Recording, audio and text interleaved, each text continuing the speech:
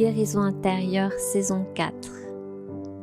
Conte initiatique des organes et du corps, épisode 5. Bonjour et bienvenue dans cette 4e saison. Sais-tu comment fonctionne ton corps ?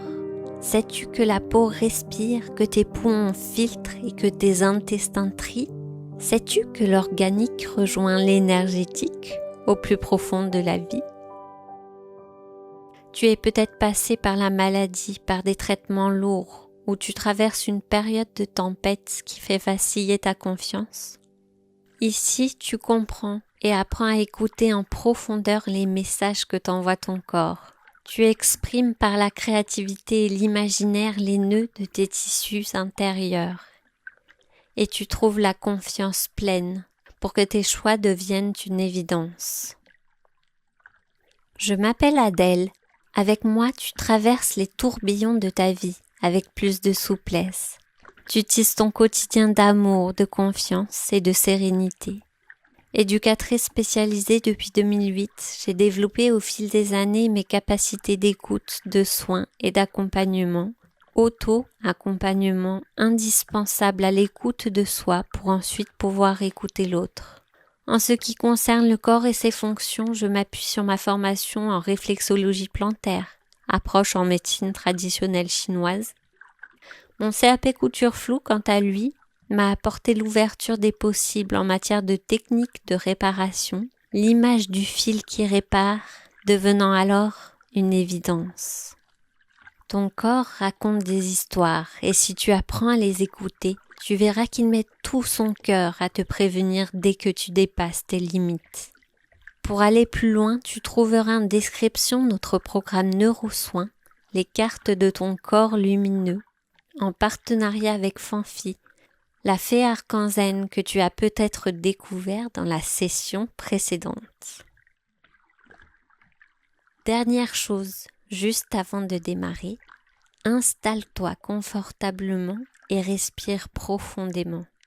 Ton souffle est la base de ton chi, de ton énergie vitale.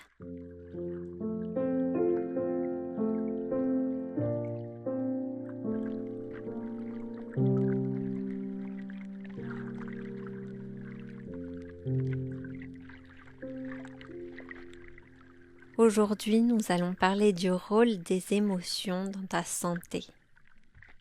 Qu'est-ce qu'une émotion ? C'est un état affectif intense, caractérisé par des troubles divers, pâleur, accélération du pouls, etc. Tout le monde sait ce que c'est qu'une émotion, mais à part ça, j'aimerais d'abord te partager un mantra que je trouve indispensable. Tes émotions ne t'appartiennent pas. C'est peut-être la phrase la plus importante à retenir et à avoir en tête lorsque tu rumines ou tournes en boucle sur quelque chose qui ne va pas. Je t'invite vraiment à l'accrocher aux toilettes, comme je dis souvent, un endroit où tu repasses beaucoup durant ta journée. Selon mes recherches, le temps que dure une émotion est mitigé. Il va de 30 secondes pour certains à 48 heures pour d'autres. Le débat reste ouvert, il n'y a pas trop de nouveau à ce niveau-là. Mais dans tous les cas, il y a un principe à retenir qui est très simple. Et sur ça, tout le monde s'accorde. Une émotion ne dure pas au-delà d'une certaine durée, qui malgré tout reste quand même courte. Parce que vécu pendant 2 jours, ça peut paraître insupportable, mais 2 jours pris dans la globalité d'une vie, finalement, c'est pas très long. Une émotion circule, elle vient, elle repart. C'est plutôt rassurant, non ? Parfois, on aimerait s'accrocher à la joie. Mais que la joie paraît très fade s'il n'y avait que les nuances et les ombrages qui la font ressortir, tu penses pas ? Quel plaisir a un enfant qui tous les jours reçoit des cadeaux ? Je pense pas trop me tromper en disant que sa joie devient très très vite une frustration. Oui, ici je fais le lien du tout de suite et maintenant. Avec le matériel, on peut parfois se laisser croire que c'est possible. Et notre ego nous rabâche que c'est souhaitable pour satisfaire nos envies. En fait, c'est bien le contraire. Plus tu es en capacité d'accueillir ce que tu as déjà, plus tu es capable d'apprécier ce qui vient, sans la frustration de ce qui ne vient pas, vu que tu ne l'attends pas. Mais alors, quel rapport avec tes émotions ? Eh bien, une émotion, quelle qu'elle soit, ne se contrôle pas. Tu ne sais pas quand elle s'invite, et tu peux agir par contre sur son départ. Les émotions qui nous sont les plus désagréables à vivre, comme la colère ou la tristesse, contrairement à la joie volatile, tu les laisserais bien passer plus vite, non ? Mais pourquoi donc sont-elles celles qui s'accrochent à toi le plus longtemps ? Ou devrais-je dire, pourquoi tu t'accroches à elles plus facilement qu'à la joie ? Oui, j'en viens à ta santé. Tout est lié. Et rappelle-toi le processus d'homéostasie dont je te parlais. Tu commences à entrevoir le fil que je tisse ? Tes émotions répondent à des besoins profonds et ton corps réagit à ces besoins. Derrière tes émotions se cachent les messages que t'envoie ton corps pour t'indiquer de quoi tu as besoin. C'est magique, non ? La joie circule facilement, car derrière elle se cache le feu de la vie, le besoin de partage, la communion. Même si ce n'est pas toujours une évidence de pouvoir partager la joie, c'est plus spontané et agréable que de partager une colère. Aussi parce qu'il y a l'autre en face de nous et que dans notre société, la joie est globalement jugée comme correcte, globalement bien acceptée. Dans les grandes lignes, la colère, c'est ton corps qui tire la sonnette d'alarme pour ton besoin d'être reconnu, entendu. La tristesse, c'est la sonnette du besoin de consolation. L'inquiétude et la peur, celle du besoin de sécurité. Et toutes ces émotions sont mises à mal dans notre société. Rapport au jugement. Peu de personnes savent simplement écouter sans calquer leurs propres émotions sur les tiennes. Alors tu peux te sentir seule, délaissée ou incomprise. Tout cela joue sur ton moral et aussi à l'intérieur de ton corps.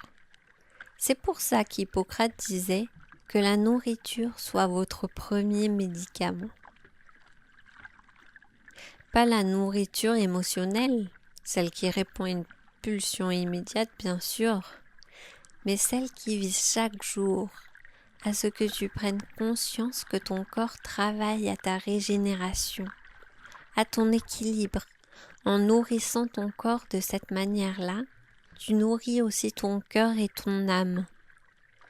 Ton état émotionnel s'en ressent beaucoup plus fluide. Petite parenthèse ici, je suis complètement contre la culpabilisation de bonne conscience qui vise à dire que si tu ne manges pas d'une certaine manière, c'est normal que ton corps soit malade. Mange ce qui te plaît, ce qui te nourrit en pleine conscience. Prends plaisir à cuisiner, apprécie chaque bouchée. Tout le reste, fais confiance à ton ressenti et écoute réellement ce que te demande ton corps. C'est déjà énorme. Rappelle-toi que ce podcast est fait pour développer ta confiance, tes intuitions, et non ton jugement, ni le mien. J'espère que tu trouves ici les pistes pour aborder avec plaisir et curiosité les vagues que t'envoie la vie.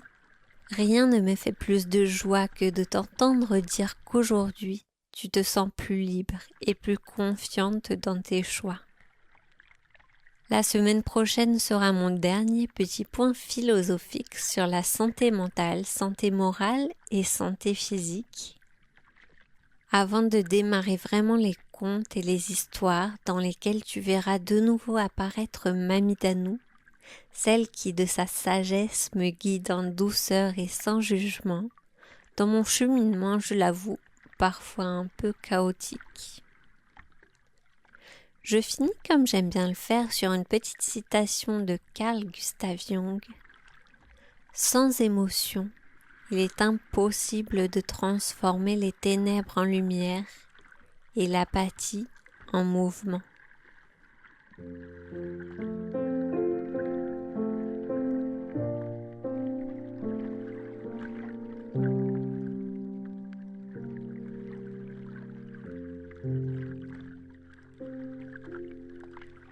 Je t'invite à prendre quelques instants pour faire le lien avec ton corps, poser quelques mots, quelques images à ce moment que tu t'es offert.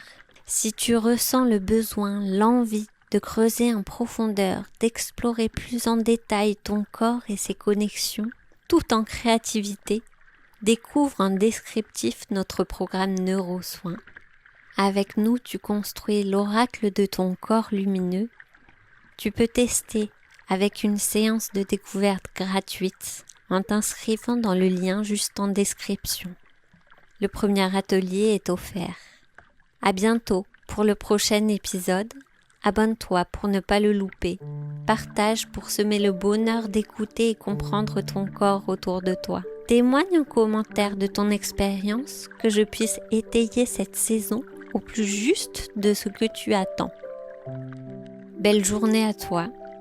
Quel que soit le temps, rappelle-toi, ton soleil est intérieur.